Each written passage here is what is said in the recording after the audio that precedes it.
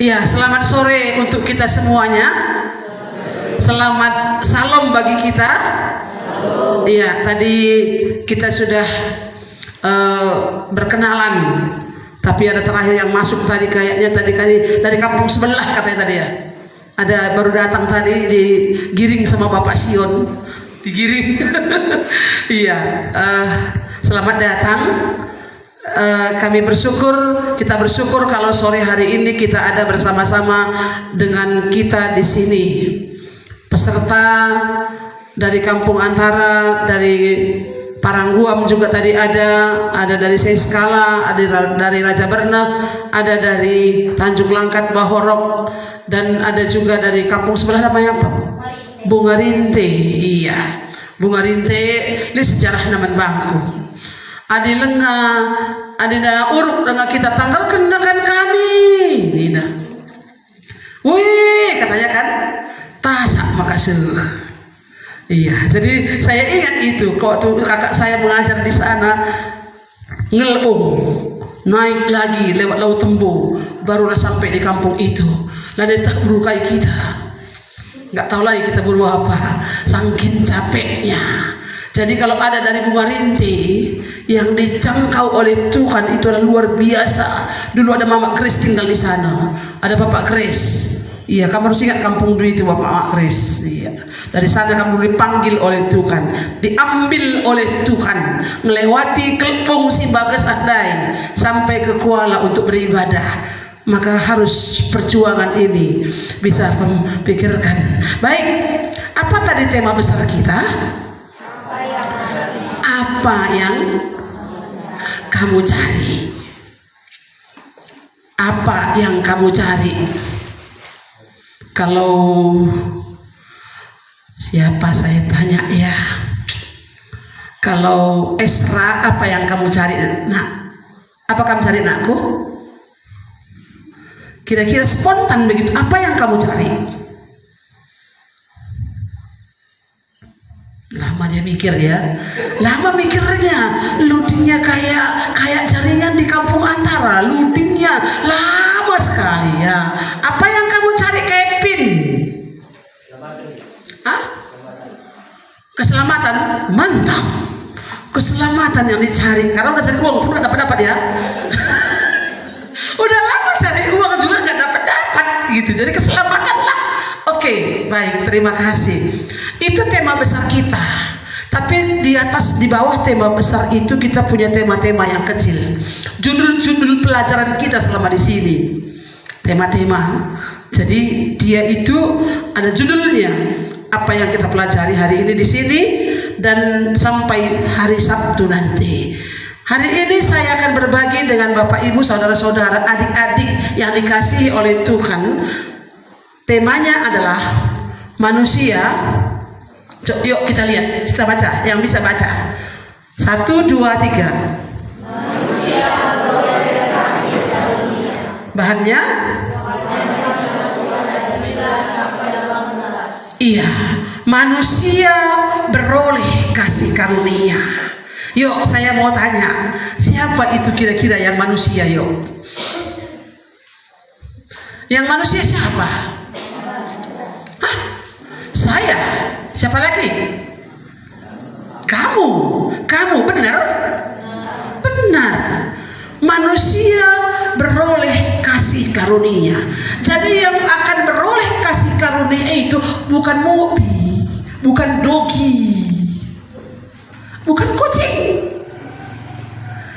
bukan sapi, bukan lembu, ya? Iya. Tapi yang perlu kasih karunia itu adalah manusia. Apa itu kasih karunia? Ya, apa itu kasih karunia? Sebelum kita masuk, kasih karunia itu kalau yang dari Alkitab ini, ada Alkitab itu ada perjanjian baru, ada perjanjian lama. Kalau perjanjian lama itu menyatakan bahwa kalau kasih karunia itu ataupun sering dibuat itu anugerah, itu kasih karunia itu adalah CHENT, CHENT. atau Ken juga dibilang orang gitu ya, Chen, tulisannya CH, Chen. Itu kasih karunia. Itu adalah artinya apa? Pemberian Allah. Pemberian Allah yang cuma-cuma kepada manusia yang tidak layak untuk kita terima.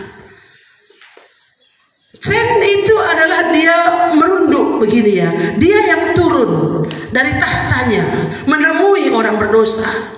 Chen. Itu kasih karunia. Kalau dalam perjanjian lama, karena Alkitab 2 bagian ya, baru dan lama, lama dan baru. Kalau dalam perjanjian yang baru itu karis. Pak Lingga punya anak namanya dibuatnya Karista.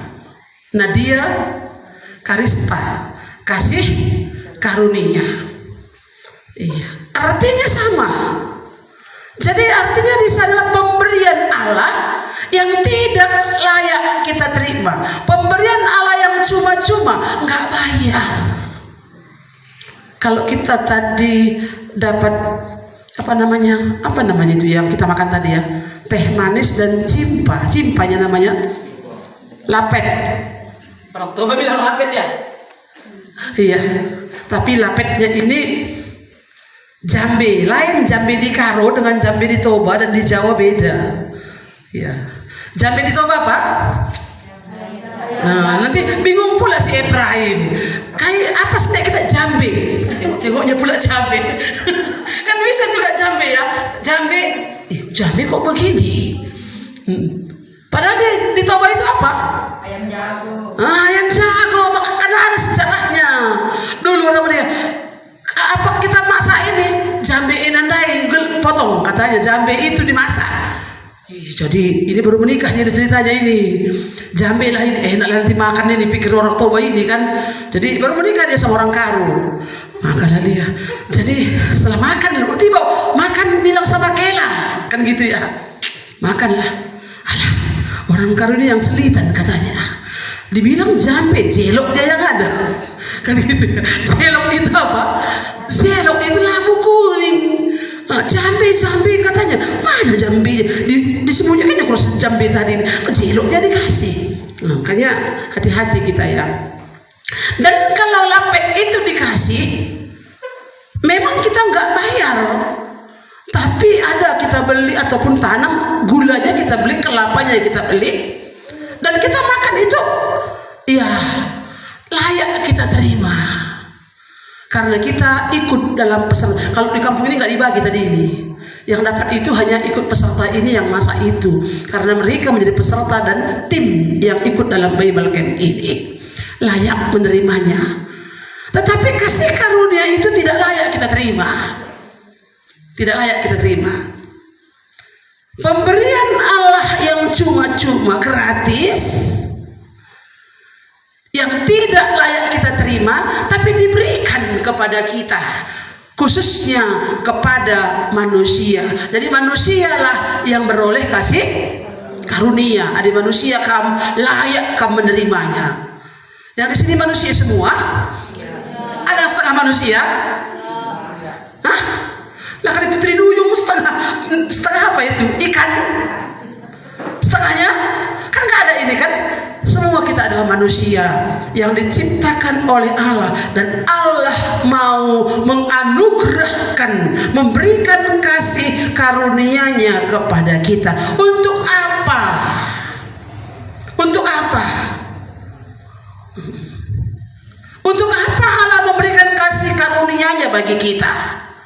Apa itu kasih karunia? Pemberian Allah. Pemberian Allah yang akan menyelamatkan kita. Kenapa perlu kasih karunia itu? Yuk, saya mau baca dulu ayat yang pertama dulu, ayat 9. Ayat 9 mulai kita baca, kita lihat. Injil Yohanes pasal 1 ayat 9.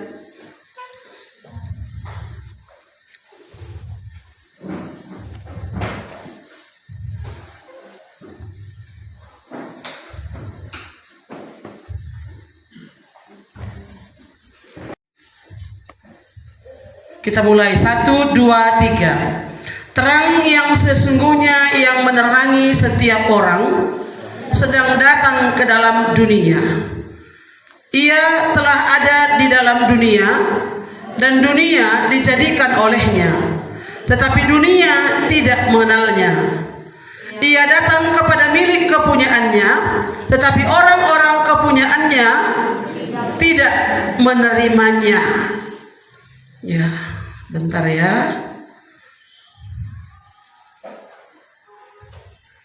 Oke, kita lanjutkan. Mengapa kita memerlukan kasih karunia itu? Manusia beroleh kasih karunia, perlu kasih karunia. Adalah pemberian Allah. Apa itu pemberian Allah? Nanti kita akan lihat di sini ya.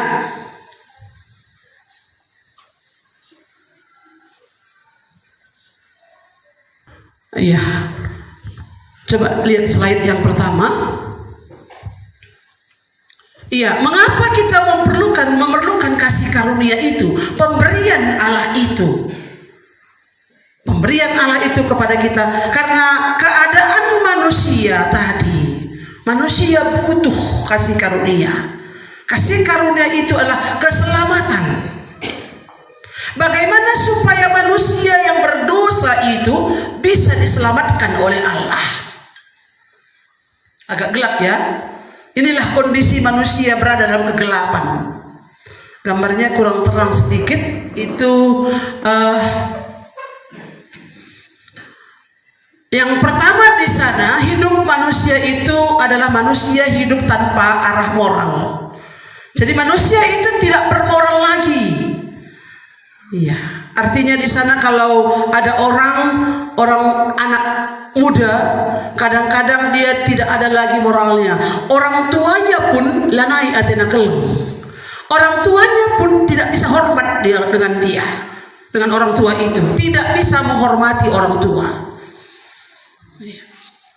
Kalau ada dulu dalam keluarga kami, dia bilang, teman saya dia bilang begini, minta duit, katanya sama bapaknya. Kalau nggak kamu kasih duit itu, kupotongi semua cengkeh di ladang. Itu musim cengkeh pada waktu itu. Diludahi tangannya, tuh, cepat keluarkan uang tadi. Ini karena anak itu sudah moralnya rusak, cara berpikirnya rusak. Mengapa rusak?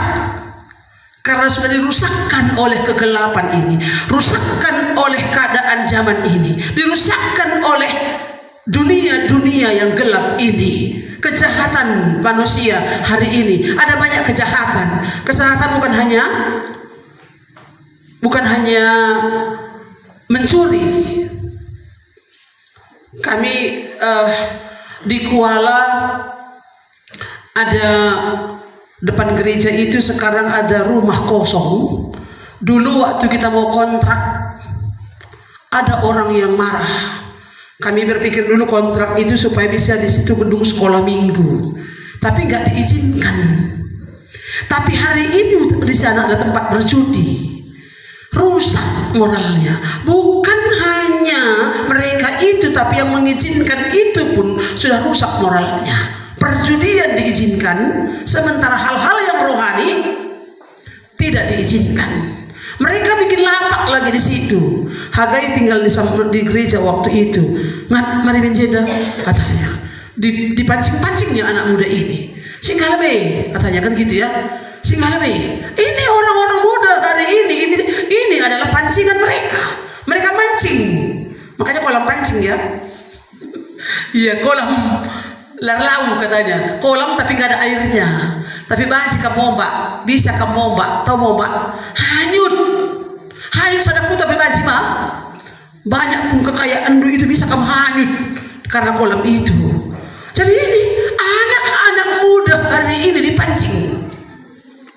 Hidup dalam kegelapan. Manusia hidup dalam kegelapan. Manusia hari ini hidup dalam kegelapan. Roma 3 ayat 23, biasanya anak muda tahu itu. Apa bunyinya Roma 3 ayat 23?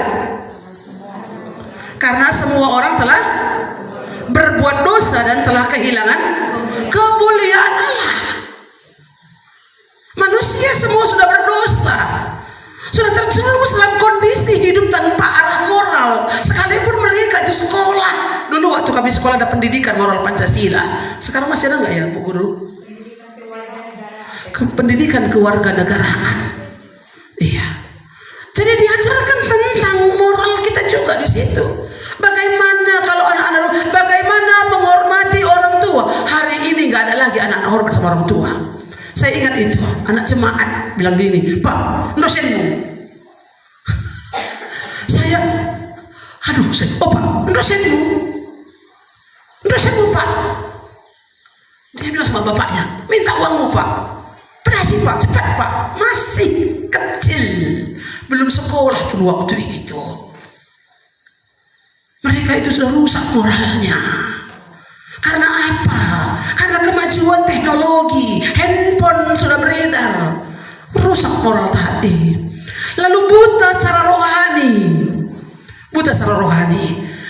Kalau kita melihat tadi di sini ayat yang ke-9 itu, terang yang sesungguhnya yang menerangi setiap orang sedang datang ke dalam dunia. Ia telah ada di dalam dunia. Dunia dijadikan olehnya, tetapi dunia tidak mengenalnya. Dunia di sana yang dimaksudkan oleh firman Tuhan adalah manusianya, kita. Saya, saudara-saudara, adik-adik semuanya, itu manusianya. Jadi dia datang, kasih karunia itu datang ke dalam dunia, tapi dunia tidak mengenalnya. Yang mereka kenal apa?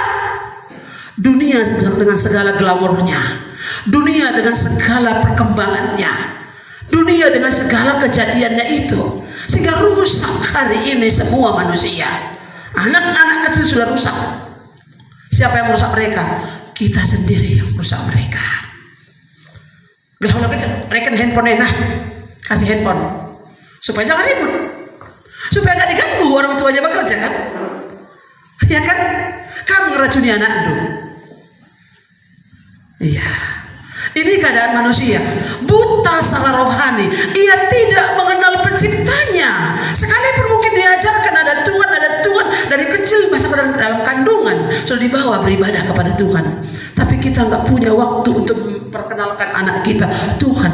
Bahkan kalaupun sudah diperkenalkan Tuhan, anak-anak ini sudah diracuni otaknya ini, pikirannya, hatinya, membal dia. Saya dulu sering kali dibilang guru saya begini, awas kau ya, pelajaran ini disampaikan, jangan asal masuk kiri keluar kanan. Saya kalau masuk kiri keluar kanan masih syukur saya rasa. Mudah-mudahan masuk kiri keluar kanan, masuk kiri keluar kanan, masuk kiri keluar kanan, masuk kanan keluar kiri, ada yang nempel. Kalau sering-sering ya kan?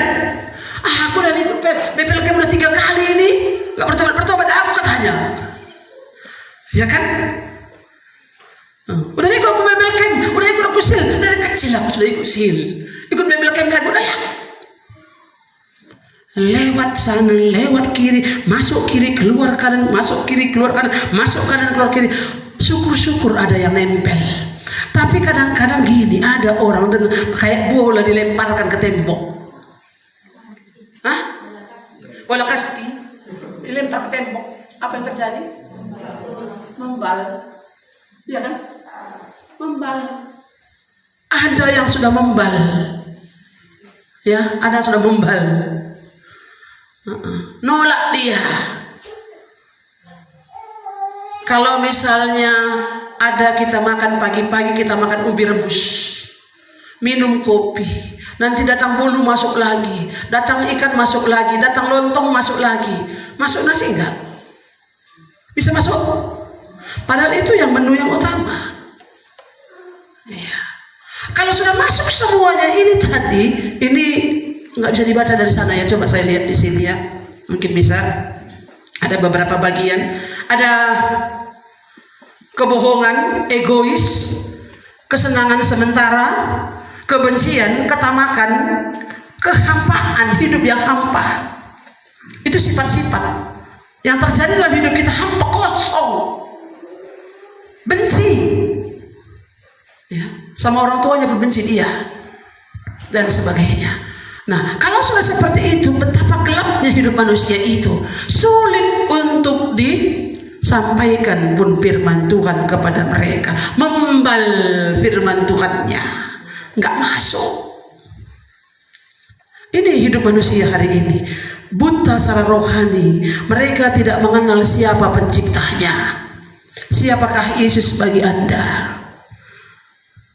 Juru selamat orang Kristen katanya. Mereka nggak mengenal. Karena tak kenal maka tak sayang. Itu kata pepatah. Karena tak kenal maka tak sayang. Bagaimana kita bisa mengasihi Tuhan yang menciptakan kita kalau kita tidak mengenal Dia? Nah, makanya sekalipun Yesus pada masa itu datang ke tengah-tengah orang Yahudi, Ia datang kepada milik kepunyaannya, tapi orang-orang kepunyaannya tidak menerima Dia. Ia datang ke tengah-tengah dunia, tapi dunia menolaknya. Ia telah datang ke dalam dunia dan dunia dijadikan olehnya, tapi dunia tidak mengenalnya. Kenapa saya katakan, firman Tuhan katakan dunia tidak mengenalnya? Dia ada tengah-tengah dunia. Yesus sudah datang ke tengah-tengah dunia. Jauh sebelum hari ini. Mungkin sebelum kita ada. Ya, sebelum kita ada. Dia sudah datang. Kasih karunia itu hanya ada di dalam Yesus Kristus. Dan Dia sudah ada di tengah-tengah dunia ini. Tapi orang-orang tidak mengenalnya. Tidak mengenal siapa Yesus itu sebenarnya. Menolaknya. Kenapa? Karena mereka buta secara rohani. Kehilangan kemuliaan Allah. Yang ketiga, di sana ada pemberontakan. Menolak Allah. Gak ada Tuhan. Itu kalau kita belajar sejarah hari ini bahwa negara Eropa itu dulu paling banyak orang Kristen di sana. Negara Eropa. Tapi hari ini negara Eropa itu gereja-gereja yang ada sudah kosong. Yang ada orang beribadah di sana hanya orang tua-tua, yang sepuh-sepuh, opung-opung, nondong-nondong, bolang-bolang. Tinggal itu yang mereka beribadah. Bahkan banyak orang muda di sana jadi ateis. Mereka tidak lagi mau mengenal Tuhan. Tuhanlah. Mereka hanya memikirkan bagaimana supaya mereka makmur, bagaimana supaya mereka banyak uang, mereka bagaimana supaya kesenangan mereka sendiri. Mereka tidak percaya adanya Tuhan. Pemberontak. Itulah situasi manusia sebelum ada kasih karunia. Oleh sebab itulah Allah datang dari sorga. Slide yang kedua. Oleh sebab itulah Allah datang dari sorga. Allah yang adalah terang yang sesungguhnya menerangi orang yang dalam kegelapan tadi. Gelapnya sangat gelap. Sekarang kalah orang tua dibuat anak-anak. Mak, beli handphoneku. Dulu Apple, sekarang apa cita-cita orang beli handphone? Apa? iPhone. Kenapa mereka pengen punya iPhone? Apa coba? Apa dak? Ngikuti gengsi. Kenapa rupanya iPhone itu? Apa sih kelebihannya dengan Oppo? Oh, kameranya bagus. Lagi? Elite. Logonya. Iya. Jadi untuk mendapatkan ini, apa yang kalian buat? Kalian bukan pejabat. Iya kan? Pejabat kalian aku. Jordan, kamu pejabat? Langwa? Enggak. Kalian bukan pengusaha muda, bukan CEO. CEO yang belajar menyamar itu apa itu? Dracin atau drakor? Sama-sama ya. Iya. Kalian bukan CEO, bukan pengusaha muda, bukan juga bapak-bapak yang punya perusahaan yang banyak. Untuk apalah iPhone sajalah ya kan. Ibrahim. Ipon.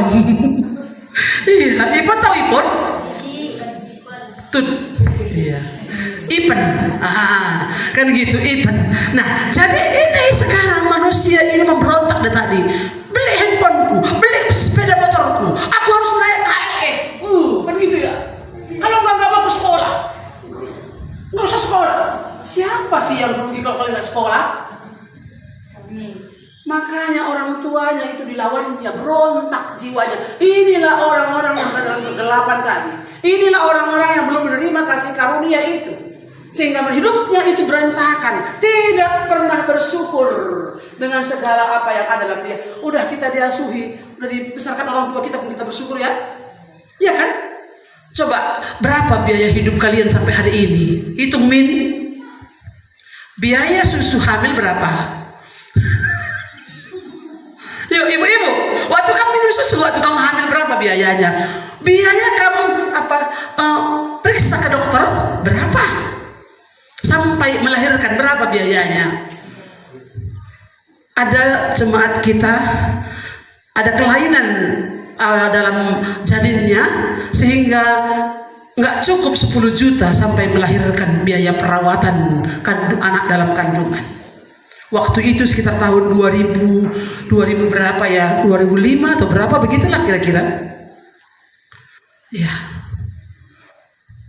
Bukan 2005, ini 2020-an ya. Anaknya sekarang kelas 4 SD gitu, sekitar umur 11 tahun. Berarti sekitar 2010 begitulah kira-kira. 2010 ke 2011. Tak cukup 10 juta waktu itu. Tak cukup 20 juta pun mungkin ada. Sekali ke dokter sudah berapa? Sampai 9 bulan. Lalu kemudian ketika lahir, kalau dia minum susu formula berapa minumnya susunya ya? Atau ibunya juga memberikan susunya itu, ibunya harus makan sehat. Dan berapa dia waktunya itu nggak ngotot gitu, nggak bangun, nggak katanya harus bangun. Pipis per 2 jam, harus minum susu 2 jam. Inilah kalau sudah rusak sini. Ini udah besar apa kamu bilang? Mama inilah. Nggak tahu dia kemajuan zaman. Memang duluan kalian lahir daripada mama kalian. Maka kalian bilang nggak tahu kemajuan zaman. Iya, inilah manusia. Inilah rusaknya manusia hari ini, dan bukan hanya anak muda, tapi kita juga sebagai orang tua ini sudah rusak. Nggak tahu kita bagaimana untuk mengambil hati anak, merebut jiwa anak itu. Karena kamu pun dulu nggak pernah kamu alami seperti itu. Gak tahu kamu, kalah kamu sama anak-anak hari ini kan? Kalah kamu sama anak. Nggak, jelas kim coba kasih dulu jajannya kan, kasih uang. Tapi coba kamu bikin di rumah makanan yang sehat. Ini rusaknya. Jadi kita yang mau merusak, dirusak oleh lingkungan, kita juga ikut rusak di dalamnya. Oleh sebab itulah Allah datang. Itulah kasih karunia itu. Kekelengan dibatandai. Kasih karunia itu adalah keleng ati dibata. Oleh sebab itulah Allah datang ke dalam dunia. Di batandar ku dunia dak musik gelap dai. Gelap pemikiran tandai, gelap surah-surah tandai mau gelap kerina. Nggak suntuk siakap, kenapa anakku ini begini? Saya, orang tua saya, bolang saya dukun. Mama saya itu pernah mau mati, bunuh diri, minum racun.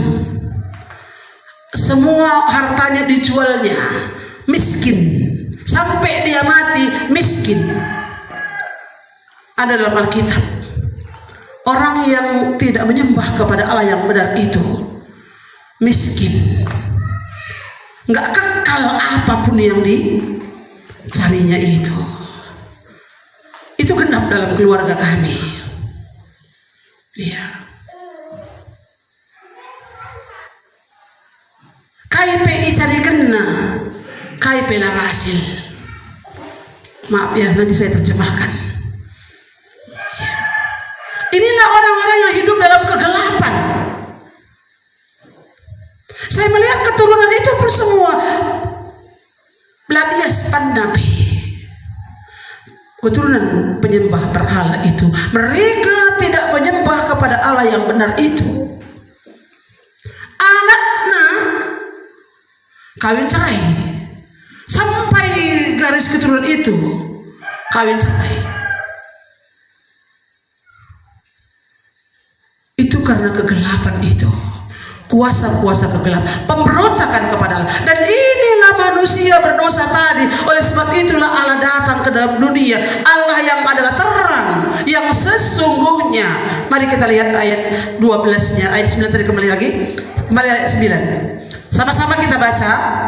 Bisakah kita lihat Alkitab kita saja supaya jangan, oh udah, gak apa-apa di layar juga, nggak masalah. Kalau lama kali nanti. Sekali sama-sama kita baca, 2, 3, iya. Ia terang yang sesungguhnya.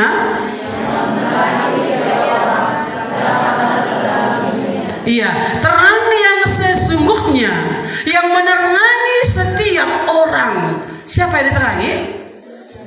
Setiap orang. Saya diterangi oleh Tuhan. Bapak, Ibu, saudara-saudara diterangi oleh Tuhan. Kalau saya ingat kampung Antara ini, awal-awalnya kami kemari dulu gelap dan sangat gelap, bukan karena belum ada listrik, tapi memang keluar pun malam bisa kita merinding. Suara anjing, gelap, dedebit katanya ya. Iya.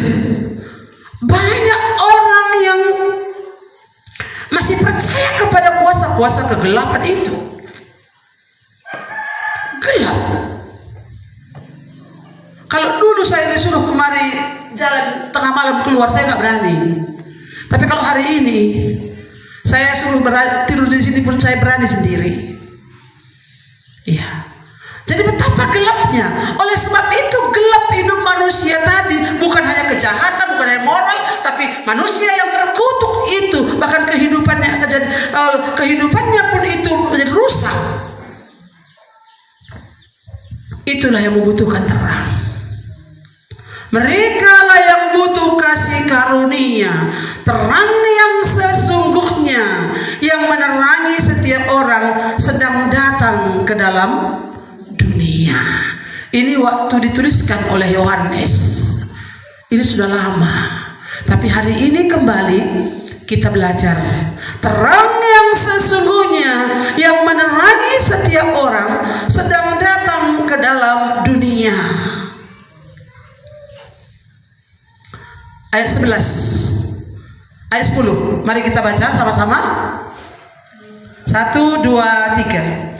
Ia telah ada di dalam dunia dan dunia dijadikan olehnya. Stop.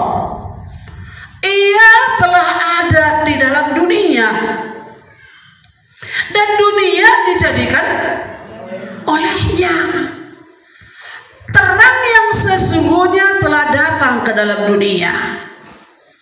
Siapakah terang itu? Siapakah dunia itu? Siapa dunia? Kita.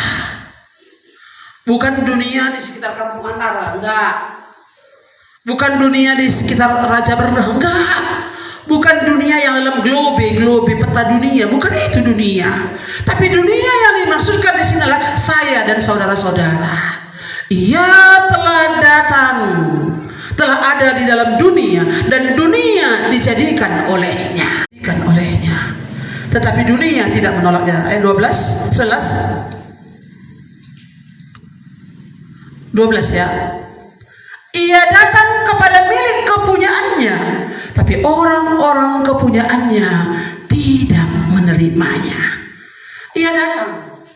Ya, Yesus datang ke tengah-tengah orang Yahudi, orang Israel, tapi mereka tidak menolak, tidak menerimanya. Mereka menolaknya. Mereka tidak mau percaya. Itu kan anak Yusuf itu kan anak tukang kayu itu. Mereka tidak menerimanya, mereka menolaknya. Mereka menolak, bukan dia Tuhan. Slide berikutnya. Iya, yang tadi kembali. Iya, Allah ada terang yang sesungguhnya. Ia mengalahkan kegelapan. Iya. Terang yang sesungguhnya itu adalah Yesus. Ya, ia mengalahkan kegelapan. Kalau gelap pikiran kita, gua kira gelap pikiran nih. Gimana gelap pikiran dia? Silang lang rusuk pikirkan. Kata mereka, ngi mamak kue lawas muka telak dunia. Kapanlah orang ini nanti gak silap dia? Tasnya ini biar kerogoh lah uangnya, gitu kira-kira. Iya. Gelap pikirannya. Iya. Ia mengalahkan kegelapan. Untuk apa dia datang? Untuk mengalahkan kegelapan.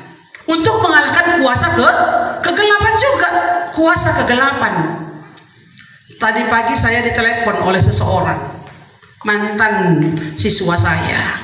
Bu, sibuk ibu, katanya. Kenapa rupanya? Ini aku mau cerita apa rupanya, sambil goreng saya, begitu ya. Ibu pun sibuk kali, misalnya ibu dengar aku dengarnya ini, aku bilang. Jadi waktu itu saya menggoreng, dia cerita, oh itu kan ada rumahku bu, katanya. Rumah itu kontrakkan, lalu setelah dikontrak orang lain, komplain yang kontrak. Katanya rumah kami itu ada begunya. Itu katanya. Kayak mana dibuat itu, katanya. Loh, kayak mana mau dibuat? Memangnya ada begu di situ, di begu itu di mana-mana ada, saya bilang. Di mana-mana pun ada begu itu. Iya kan? Iblis di mana pun ada. Dalam gereja ada? Ada. Kan bebek gunung karima, misalnya. Iya. Kalau belum lepas, datang ke gereja, nggak apa-apa. Iya. Jadi, iya ini. Jadi itu bagaimana caranya? Iya, kita harus datang sama Tuhan. Artinya di sana bahwa didoakan aja lah, diusir begunya itu. Dan dia hanya bisa mengalahkan adalah kuasa kegelapan. Siapa? Keterang itu. Kalau ada gelap, hanya terang yang bisa mengalahkannya. Ketika terang itu hadir, kegelapan itu akan pergi. Dalam hati kita gelap, dosa selalu ada dalam hati kita ini. Pikiran kotor. Iya. Mencemarkan diri dan sebagainya itu. Bagaimana supaya dia keluar dari diri kita? Terang itu harus datang. Terang itu harus masuk. Makanya ia datang kepada milik kepunyaannya, tapi orang-orang kepunyaan tidak menerima dia. Tapi orang yang menerimanya itu diberinya kuasa menjadi anak-anak Allah. Yesus datang, Allah adalah terang yang sesungguhnya. Ia mengalahkan kegelapan, bahkan ia mengalahkan kuasa kegelapan. Dan ia juga datang ke dalam dunia. Itulah Yesus. Siapa terang itu? Yesus. Iya. Ayat 14 coba kita lihat. Saya baca saja ya. Firman itu telah menjadi manusia dan diam di antara kita, dan kita telah melihat kemuliaannya, yaitu kemuliaan yang diberikan kepadanya sebagai tunggal Bapa, penuh kasih karunia dan kebenaran. Ia mengalahkan kegelapan, ia mengalahkan kuasa kegelapan. Dia adalah terang yang sesungguhnya itu. Itulah Yesus. Kembali ke slide yang tadi.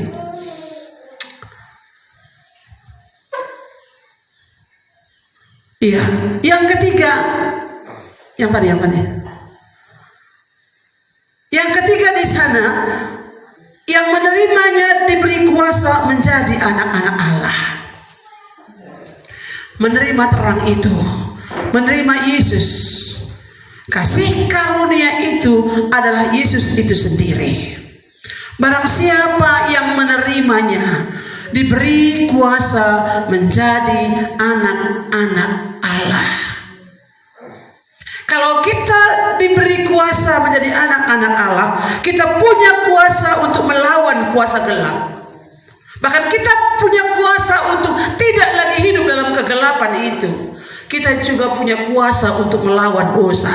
Kita ini menjadi anak-anak Allah, kita menjadi ahli warisnya Allah, diberi kuasa menjadi anak-anak Allah. Dia sudah datang ya, bukan akan datang. Dia sudah datang. Kasih karunia itu sudah diberikan kepada saya. Saya sudah menerima dia dalam hidup saya. Maka ketika saya menerima dia itu, saya rindu Bapak Ibu saudara-saudara juga menerimanya. Untuk apa Babel Camp ini dibuat? Untuk apa kita ini belajar firman Tuhan? Supaya kasih karunia Allah yang hanya ada dalam Kristus Yesus itu bisa kita terima, bisa kita miliki. Bagaimana kita bisa memilikinya? Firman Tuhan bilang dalam 1 Yohanes 5 itu ayat 12, barang siapa memiliki anak, ia memiliki hidup. Barang siapa tidak memiliki anak, ia tidak memiliki hidup. Barang siapa memiliki, ya, barang siapa memiliki. Bagaimana saya bisa memilikinya kalau saya tidak pernah menerimanya? Tentu saya menerimanya. Ia datang kepada milik kepunyaannya, tapi orang-orang kepunyaannya itu tidak menerimanya. Yesus datang ke tengah-tengah umatnya, tapi umatnya tidak menerimanya. Tetapi semua orang yang menerimanya diberi kuasa menjadi anak-anak Allah. Slide berikutnya. Iya, apa itu kasih karunia? Kasih karunia itulah Allah Yesus itu sendiri. Iya. Karena begitu besar kasih Allah akan dunia ini, sehingga ia mengaruniakan anaknya yang tunggal, supaya setiap orang yang percaya kepadanya tidak binasa, melainkan beroleh hidup yang kekal. Yohanes 3 ayat 16. Semua hafal? Mari kita baca, hafalkan sama-sama. Yang menghafal mari sebutkan. 1, 2, 3. Karena begitu besar kasih Allah sehingga ia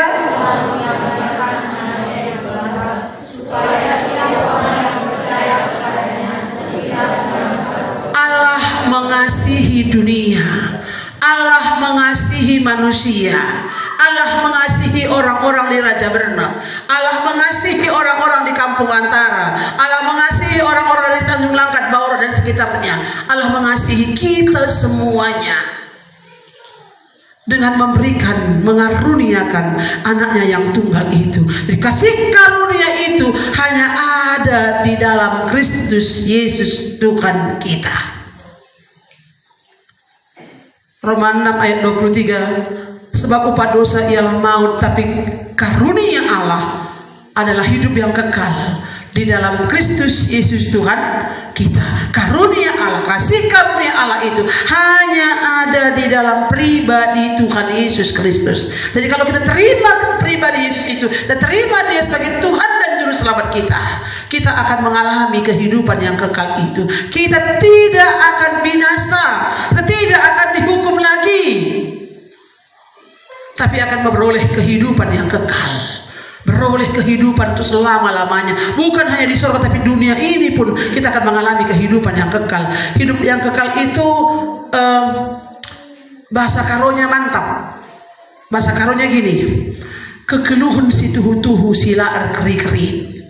Kalau ini diterjemahkan, kehidupan kegeluhun si tuhu-tuhu ini diterjemahkan ke bahasa Indonesia, kehidupan yang benar-benar. Ya, kehidupan yang benar-benar benar. Kehidupan manusia hari ini bukan kehidupan yang benar-benar benar, tapi hidup yang munafik, hidup yang bersandiwara. Sepertinya di luar ini baik semuanya, tapi di dalam itu keropos, seperti dalam kuburan. Orang kuburan kan begitu ya, di luarnya cantik, tapi di dalam bau, keropos, tulang. Begitu keadaan manusia hari ini. Oleh sebab itu kita membutuhkan kasih karunia, dan kasih karunia itu sudah diberikan, sudah datang. Yesus sudah datang. Ia datang kepada milik kepunyaannya, tapi orang-orang kepunyaannya tidak menerimanya. Ayat 14, mari kita lihat. Ayat 14, mari kita baca.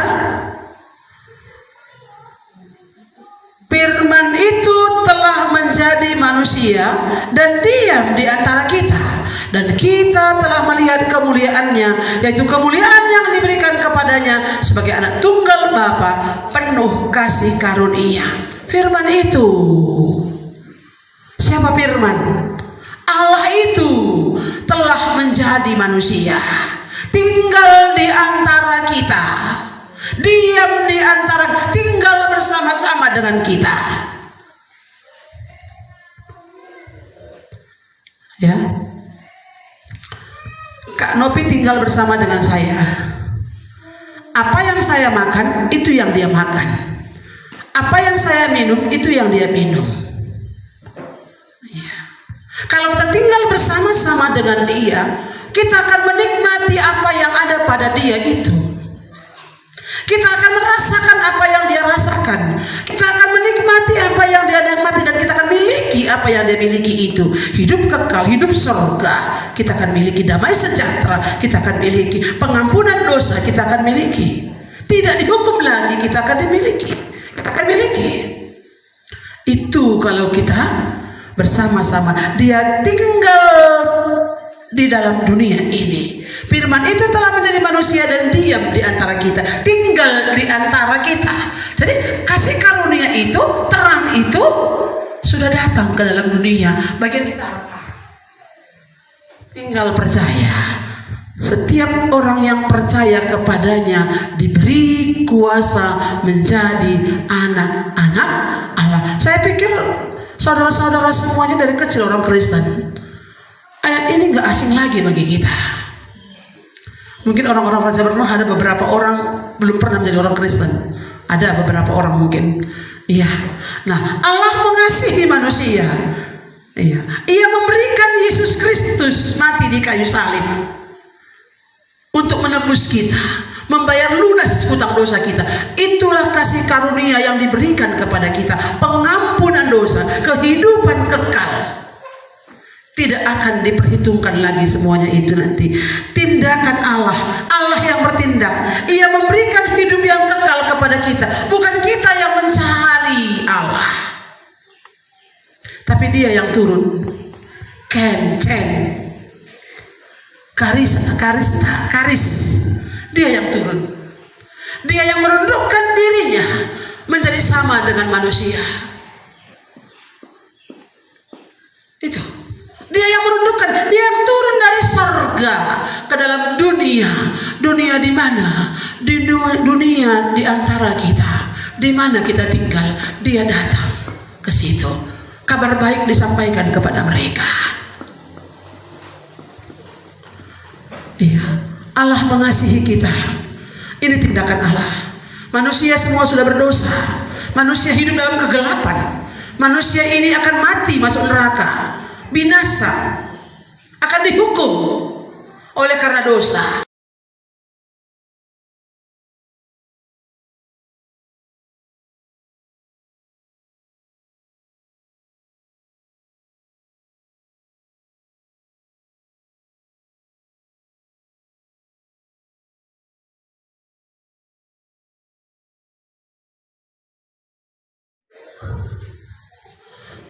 Slide berikutnya. Iya, wujud kasih karunia itu seperti apa? Wujudnya itu apa? Bahasa karunia wujud apa ya? Bukti. Wujudnya. Bentuknya ya, wujudnya. Aku pun payah bahasa karunia ini apa ini wujudnya ini? Fakta itu bahasa. Iya. Jadi wujud daripada kasih karunia itu bentuknya, contohnya, apa ya? Bukan contohnya apa? Kenyataannya gitulah kita bilang, tentunya. Iya, Yesus ialah Firman yang menjadi manusia. Pada mulanya adalah Firman. Firman itu bersama-sama dengan Allah. Firman itu adalah Allah. Dan Firman itu telah menjadi manusia. Allah yang tidak kelihatan itu dibatasi langkosida. Angka itu Bapak Gebi dibatasi langkosida. Ia kudoni enda jadi manusia, merendahkan dirina, menjadi manusia. Gua bakal dibata jadi manusia. Ia dibata jadi kai bebanci dena. Engkai bakal jadi manusia karena manusia itulah yang berdosa. Karena manusia itulah yang perlu diselamatkan. Gelap pikiran terkutuk pikiran kita ini. Silang lalap dan pikiranna. Gua pagi ane gua pagi aku mentua. Kunari pelantar nukuri mentua ke pagi kah? Bagaimana nanti kalau anakku ini sekolah? Bagaimana nanti kalau ini jauh dipikirkan? Sehingga kadang-kadang hanya bagi pagi mati sajalah. Udahlah delis saja Arabi kayu bengkong. Delis saja. Ini pikiran-pikiran yang terkutuk yang membuat kita ini tidak bisa mengalami ketenangan dalam hidup ini. Allah datang ke dalam dunia menjadi manusia. Ia tinggal di antara manusia, bersama-sama dengan manusia. Dia penuh dengan kasih karunia dan kebenaran. Iya, kasih karunia melampaui hukum Taurat. Kalau kita lihat tadi di sini ayat yang berikutnya, saya akan baca, nggak usah di apakah itu ayat 19. Kalau ada Alkitab mari buka ayat 15. Yohanes memberi kesaksian tentang dia dan berseru katanya, inilah dia yang kumaksudkan ketika aku berkata, kemudian daripadaku akan datang dia yang telah mendahului aku, sebab dia telah ada sebelum aku. Yesus berkata, aku bukan terang itu. Iya. Tapi terang yang sesungguhnya telah datang ke dalam dunia.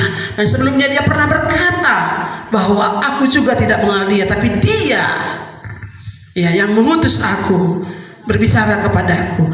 Inilah yang kumaksudkan ketika aku berkata, kemudian daripadaku akan datang dia yang telah mendahului aku, sebab dia telah ada sebelum aku. Dan Yesus itu ada sebelum Yohanes. Kalau dari segi kelahiran, kalau sejarah, mana duluan Yohanes daripada Yesus? Yohanes, karena ibunya Elizabeth sudah mengandung duluan, baru kemudian Maria ibu Yesus mengandung. Jadi segi dari usia. Tapi firman Tuhan berkata bahwa Yohanes berkata bahwa ia ada sebelum aku ada. Dia mendahului aku. Artinya dia, karena dia pada mulanya adalah firman, sudah ada. Jadi Allah itu menjadi manusia. Sebenarnya Yesus itu ada dari kekekalan sampai kepada kekekalan. Jadi adik-adik, saudara-saudara dikasih oleh Tuhan, inilah wujud kasih Allah tadi.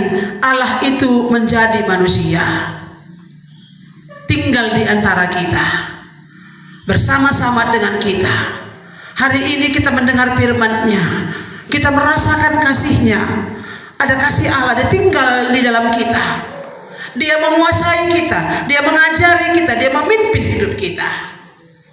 Dia ada dalam kita. Kita bisa merasakan, kita bisa mengalami hidup bersama dengan Tuhan itu kalau dia ada di dalam kita. Bagaimana supaya ada? Tentu kalau menerimanya. Yesus penuh dengan kasih karunia dan kebenaran. Jadi kalau kita sudah menerima Tuhan Yesus itu, keselamatan Tuhan berikan bagi kita, dan bukan hanya sampai di situ. Kebenaran demi kebenaran itu akan berlanjut dalam kehidupan kita. Hidup kita ini sudah menjadi benar-benar benar.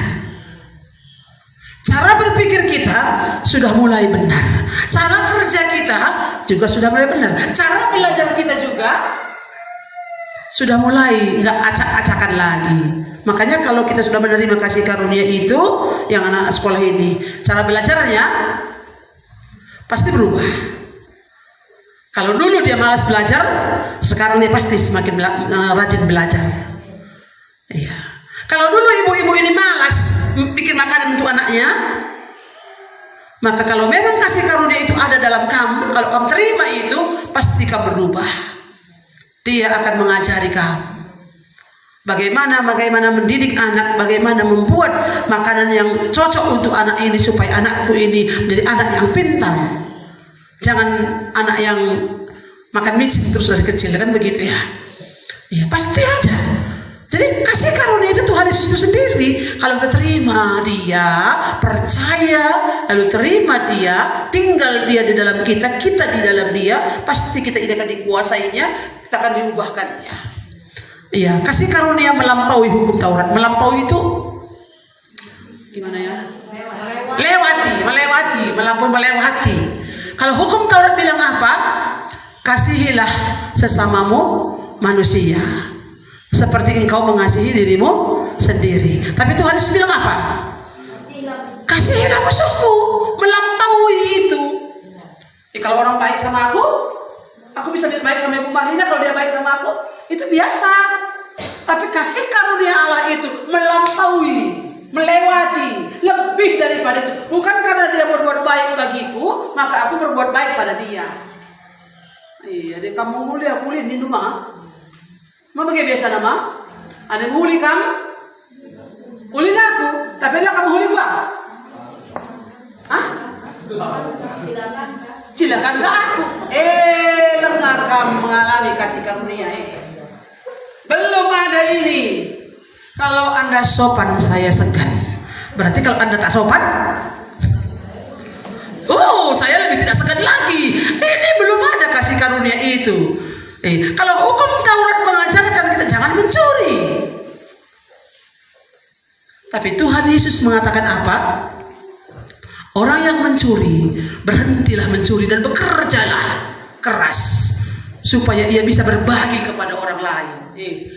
Data senema kan melampaui itu kan? Itu orang hidup dibawa di dalam kasih karunia tadi. Iya. Jadi bukan hanya hukum Taurat. Jangan berzina. Kan itu hukum Taurat ya. Tapi jika seorang laki-laki dan memandang seorang perempuan dan menginginkannya, di mana? Dalam hatinya, masih menginginkan dalam pikiran, dalam hati itu sudah berzina, melampaui. Kasih karunia Allah itu melampaui hukum Taurat. Mantap itu. Ada sialokan kekelengan di bata dai. Keleng ate di bata ejalin. Pas Tuhan Yesus menjalin. Pas mall lalin. Mall, super mall Binjai tidak ada. Tempat healing di mana? Pamah Kotex. Semilir Kotex. Berenang kita di situ. Atau penatapan kita ke sana lagi, atau di hotel di Brastagi, entah di manalah Danau Toba. Enggak ada di situ. Iya. Kasih karunia Allah itu hanya ada di dalam Yesus Kristus. Siapakah yang membutuhkan itu? Siapa? Saya dan saudara. Setiap manusia yang berdosa, setiap manusia singgor kubang-kubang, setiap manusia yang sudah berlumpur dosa itu membutuhkan kasih karunia. Masih ada? Iya. Keselamatan hanya karena anugerah dalam Yesus Kristus. Keselamatan jiwa kita ini, keselamatan hidup kita ini. Manusia semua sudah berbuat dosa dan telah kehilangan kemuliaan Allah. Sebab upah dosa ialah maut, masuk neraka. Tapi karunia Allah adalah hidup yang kekal, yang hanya ada di mana? Di Supermall? Di mana ada? Di mana?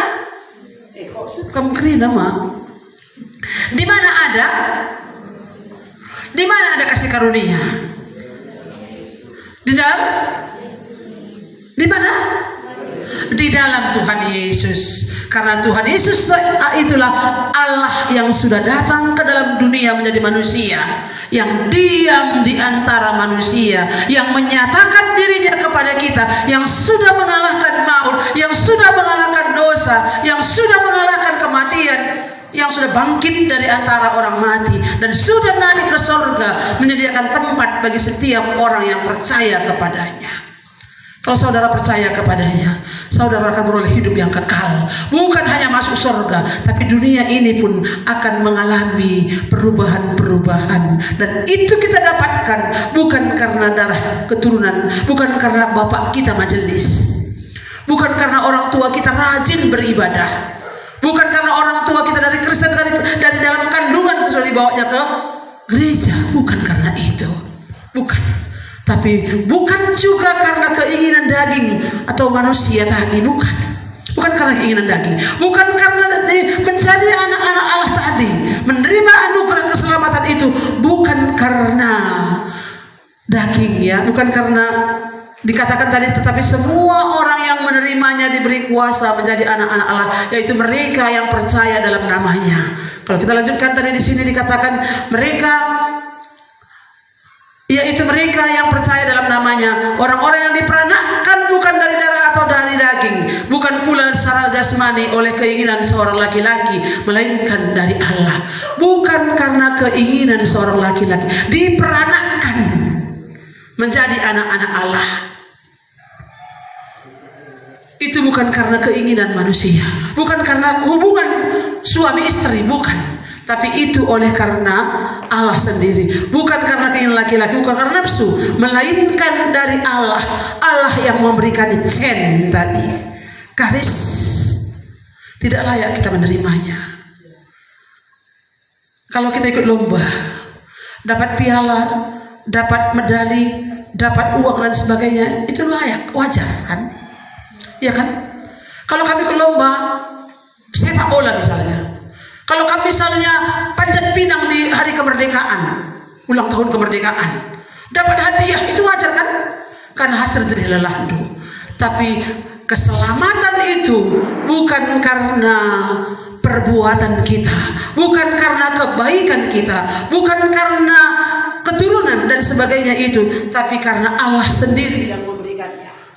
Di dalam Kristus ya, Yesus, manusia beroleh kasih karunia karena pemberian Allah yang cuma-cuma. Allah memberikan cuma-cuma kepada kita. Selama 4 hari kita di sini belajar bagaimana supaya kita beroleh kasih karunia. Bagaimana supaya kita bukan hanya mencari apa yang kita inginkan, tapi apa yang Allah inginkan. Allah menginginkan supaya saudara kita semua diselamatkan dari dosa, diselamatkan dari kehidupan yang lama, diselamatkan dari keterkutukan kita, diselamatkan dari pikiran yang sia-sia tadi, diselamatkan dari api neraka itu. Allah mau supaya kita diselamatkan. Oleh sebab itu dia datang ke dalam dunia supaya kita mengenal Dia, dan di dalam Dia kita mengenal bahwa Dia Tuhan yang sanggup menarik kita dari lumpur dosa itu.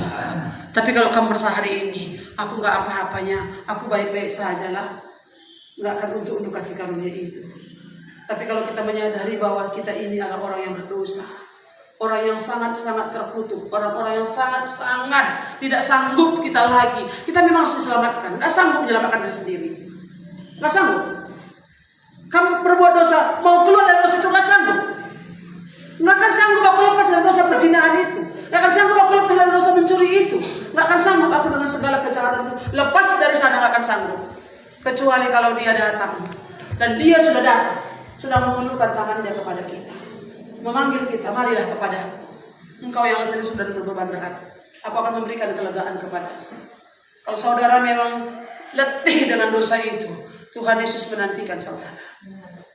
Kalau saudara mau sungguh-sungguh lepas dari dosa itu, Dia sudah memberikan anugerahnya, Dia sudah memberikan kasih karunia, Dia sudah turun dari surga, turun merunduk, menemui kita seperti apapun kita, atau seperti apapun jahat kita, seperti apapun dosa kita, tapi Dia turun menjadi mau tinggal di dalam kita, supaya saudara dan saya bisa diselamatkan. Mari kita berdoa. Kita berdoa. Tuhan Yesus, terima kasih untuk segala kebaikan Tuhan dalam hidup kami. Siapakah kami Tuhan, sehingga Engkau mau merendahkan diri-Mu. Engkau rela datang ke dalam dunia, menjadi manusia yang paling hina, supaya kami yang hina ini Tuhan boleh diselamatkan. Tuhan Yesus, terima kasih untuk pengorbanan-Mu, untuk kerelaan-Mu menemui kami. Tuhan, terang yang sesungguhnya telah datang ke dalam dunia. Terang itu telah datang dalam kehidupan kami Tuhan, dalam keluarga kami, dalam diri kami secara pribadi. Hari ini Tuhan, tolong kami supaya kami sadar kamilah yang membutuhkan kasih karunia itu. Kamilah manusia yang perlu diselamatkan. Selamatkanlah anak-anak-Mu ini Tuhan, supaya mereka sungguh-sungguh menyadari Mereka butuh Engkau. Mereka butuh kasih karunia itu. Nyatakan kasih-Mu bagi mereka. Terima kasih Bapa. Kami sungguh serahkan setiap pribadi kami di sini. Kiranya Tuhan yang akan berbicara kepada setiap kami. Dan setiap kami Tuhan boleh mengambil keputusan untuk mengikut Engkau, menerima Engkau sebagai Tuhan dan Juru Selamat kami secara pribadi. Dalam nama Tuhan Yesus kami berdoa. Amin.